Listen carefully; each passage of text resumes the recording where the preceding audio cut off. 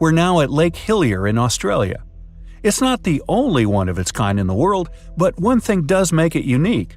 When you scoop the water up in a glass, it remains pink.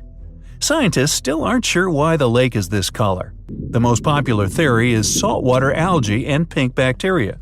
They create such pigments as a byproduct of using the sun for energy. Oh, and this lake, though super salty, is perfectly safe to swim in. But it's closed to tourists. Unless you have special permission, like for researchers. The public can take a helicopter tour over it, though. Our next stop is the Atacama Desert in northern Chile. It's one of the driest places on Earth, usually getting less than a half an inch of rain a year. But every 5 to 7 years, flowers randomly bloom here. It's connected with the El Niño phenomenon, where warm ocean temperatures create more precipitation on land. Then the yellow sands of the Atacama get colored purple, white, green, and pink. Blooms from over 200 unique flower species. But strangely enough, the desert won't bloom if it gets too much rain.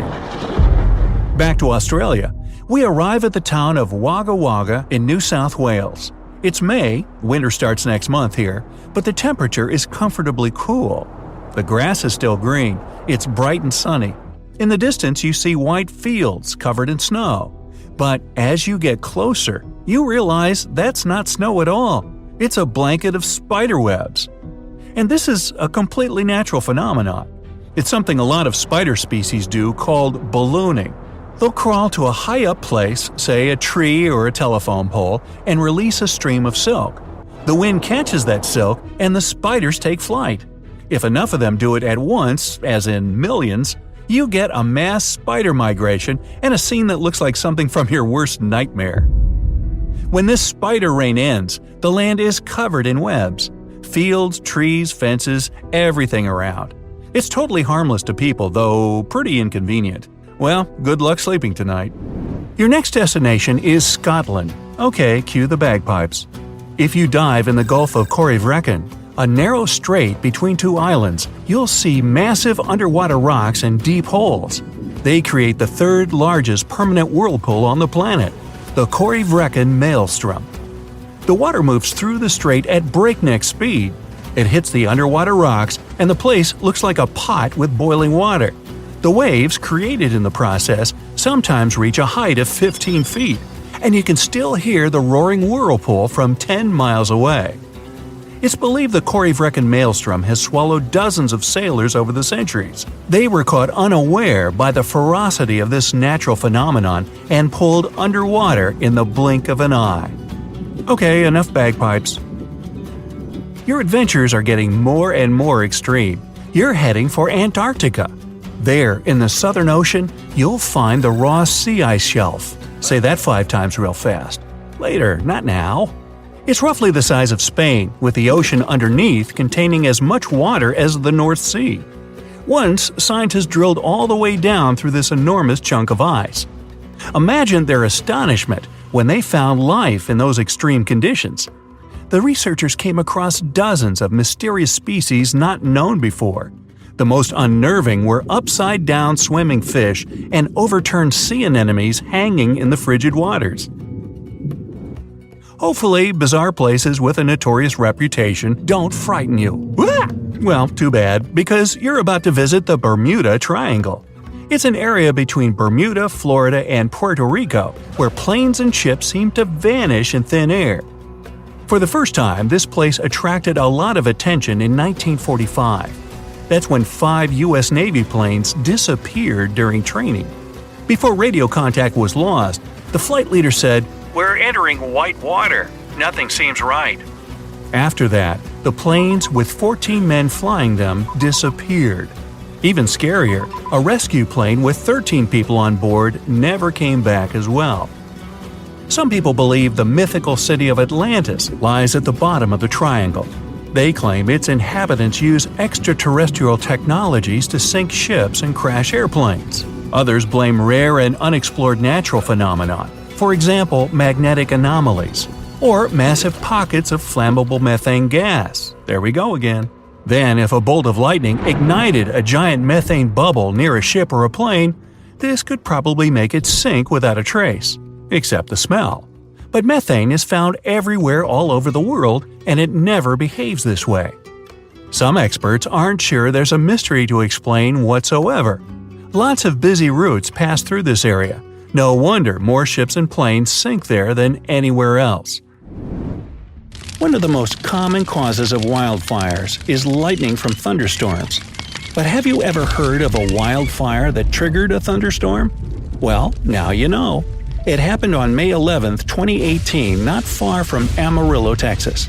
Then, the super-powerful Mallard fire not only created a massive dense cloud high in the air, its heat also caused a violent thunderstorm that later dumped tons of quarter-sized hailstones 60 miles away in Wheeler County, Texas. In early May 2018, New England observed one of the scariest and most dangerous phenomena ever – a super long-track tornado. The frightening natural phenomenon started not far from Charleston, New Hampshire, and traveled toward the town of Webster in Merrimack County. It took the tornado 33 minutes to cover 36 miles and become the third on the list of the longest track tornadoes in New England. During the first week of January 2018, unusually cold weather in the northeast United States froze the Atlantic Ocean in North Falmouth, Massachusetts. What's more, the ocean was frozen so thoroughly that people were walking on the waves. Now that's obviously something you don't see every day. On February 20th and 21st, 2018, people in the northeastern part of the U.S. experienced one of the most extraordinary weather events of recent times, and it was a heat wave. Yep, in February. In fact, it was the most impressive winter heat wave since official weather records started in the 1800s. For example, in Freiburg, Maine, people were taking off their coats after the temperature had risen to a baffling 70 degrees Fahrenheit. In Fitchburg, Massachusetts, confused people put on sandals when they saw the temperature outside, 80 degrees. The same was happening in Harrisburg, Pennsylvania, where the temperature had reached 83 degrees, and in Wells, Maine, where thermometers showed 77 degrees. Even though the island of Newfoundland in Canada probably can't be called the warmest place on Earth, it's still not that cold. But imagine you must shovel snow in front of your house just several days before your summer vacation. Well, that's exactly what happened on the island in June 2018. A cold storm that came from the coast of Newfoundland covered several regions of the island with a 2-inch layer of snow. Even those who had been living on the islands their whole life were impressed. Nobody could remember that much snow so late in the year. On top of that, the temperature broke all the records as well.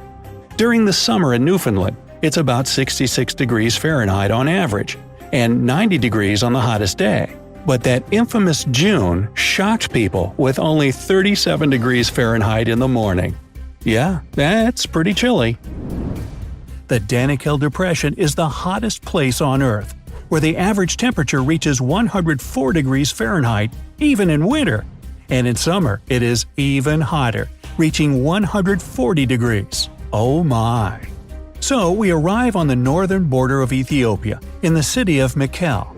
This is the last chance to enjoy all the benefits of modern civilization, because we are going for lifeless deserts, mountain ranges, and the Afar Triple Junction, one of the lowest places on Earth, which is located at an altitude of 416 feet below sea level.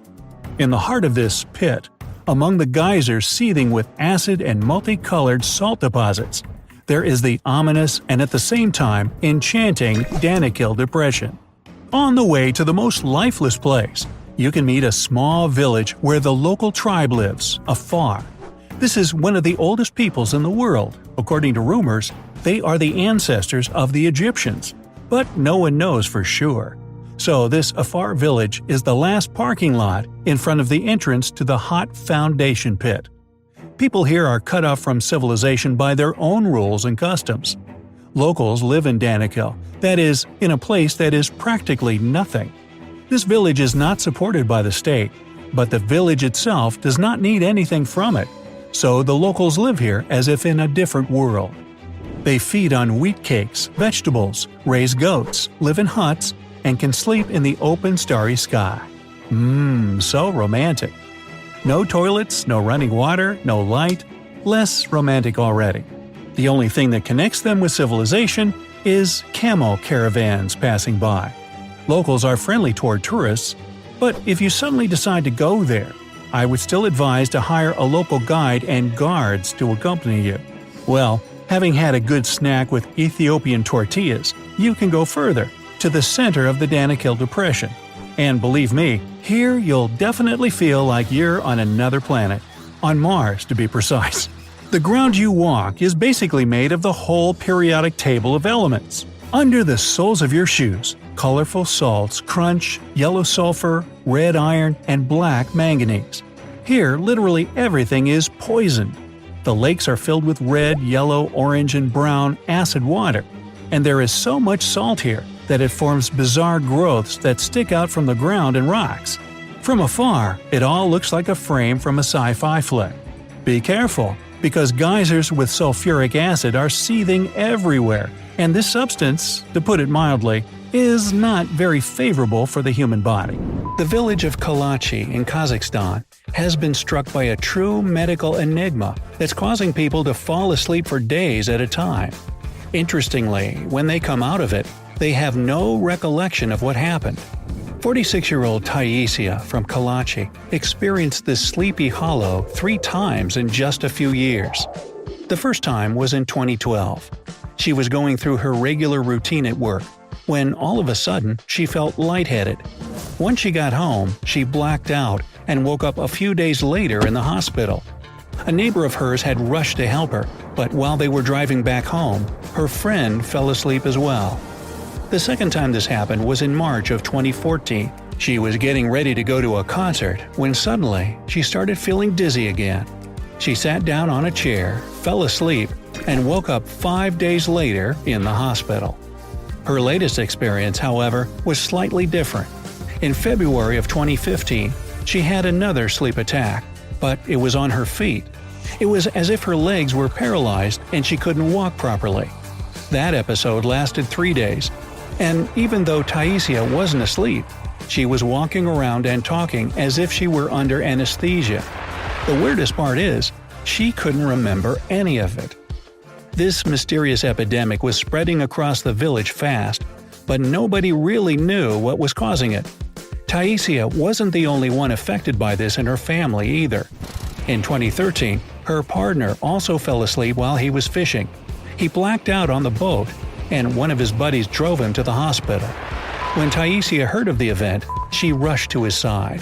There, they were able to have small talk, but his speech was disoriented, and many of the things he was saying didn't make sense. When he finally woke up from the sleepy hollow, he was well, but didn't have any recollection of what happened or talking to his spouse. In a period of 3 years, more than 100 people were affected by this mysterious illness in Kalachi. Both adults and children had been through sleepy spells that lasted days. The weirdest part is some of them are completely immune to this disease, while others have experienced it multiple times. So, what does a person truly feel like when they become affected? Well, it all starts with lightheadedness, and then you feel like your legs are too heavy to walk. When you get struck, you fall asleep within minutes and might be hallucinating about random things until you're out of it. Witnesses who've been around people while experiencing this mysterious disease notice that when they try to talk to them, they seem like they're listening, but they can't open their eyes or move their mouth. It seemed like something similar to sleep paralysis. Since the illness occurs so suddenly, the patient's speech also becomes slurred, making it difficult to understand what they're saying. And the problems don't end when they wake up. After they open their eyes, apart from the memory loss, they have difficulty speaking and they struggle to stay awake. It's as if they just woke up from surgery, and once you stop talking to them, they instantly fall back to sleep for a while. Mięsa Odranskie is an old, cozy village in the south of Poland. A little over 300 people live there now. Many of them have daughters, sometimes even 2 per family. Just like in the rest of the world, you'd say, except for one thing. Not a single boy has been born there in nearly a decade. At least there's no issue with baby girls. 12 of them came into the world in 9 years. Impressive for such a small settlement, right? And they sure do rule in their village. Like I said, they're especially interested in firefighting. Since 2013, the girls have been learning to help their neighbors with this difficult task. In fact, the children were the ones who insisted on the creation of a youth fire brigade. Youth being a broad term because its youngest member is just 2 years old. During practice, they have fire drills just like their fellow grown-ups. They put out the flames, not real ones of course, and they assist the injured. And they never forget to put on their uniform first. When there's a competition coming up, they train even harder than usual, at least every other day after school. And not for nothing. The girls' team's been bringing medals from the main national contests for the past 6 years. Seems like the women in Mięsa Odranskie have mastered many spheres which have been considered a man's job for a long time. They drive tractors to harvest corn and wheat. They run the affairs, as the head of the village is Kristina Zedziak. And don't forget the fire department. Right now it has 24 women and only 8 men. But so what, you might ask? What's wrong with the village having more women than men if everyone's happy? Well, the thing is that, like a bunch of other Polish villages and tiny towns, it's steadily losing its population. There are nearly 900 inhabitants less now than a half a century ago. Many people moved to big cities, not to mention those who emigrated from other European countries. Each family that still lives in the village today has at least one relative residing abroad. And even so, Mięsa Odranskie remains chiefly an agricultural community. A big part of its territory is covered by crop fields and farms that take a lot of time and energy to manage. Taking into account the steadily shrinking and aging population, it's not hard to understand why the locals are concerned, right? The shortage of boys suddenly seems to be just the icing on the cake. Socotra is one of the most visually unusual places on Earth. It's located south of Yemen and northeast of Somalia on the Indian Ocean. It has white, sandy beaches and towering mountains. And it's very hot and dry. This island is a beauty to behold. And because of its location, it is believed by many to be the original site of the Garden of Eden. The trees on Socotra are some of the most stunning you'll ever see. The Adenium socotranum tree looks like an elephant leg with pink flowers on top. The island is also home to the Socotra starling, Socotra sunbird, and Socotra grosbeak, which you can't find anywhere else. Socotra is so isolated that there are just a few roads for its 40,000 inhabitants.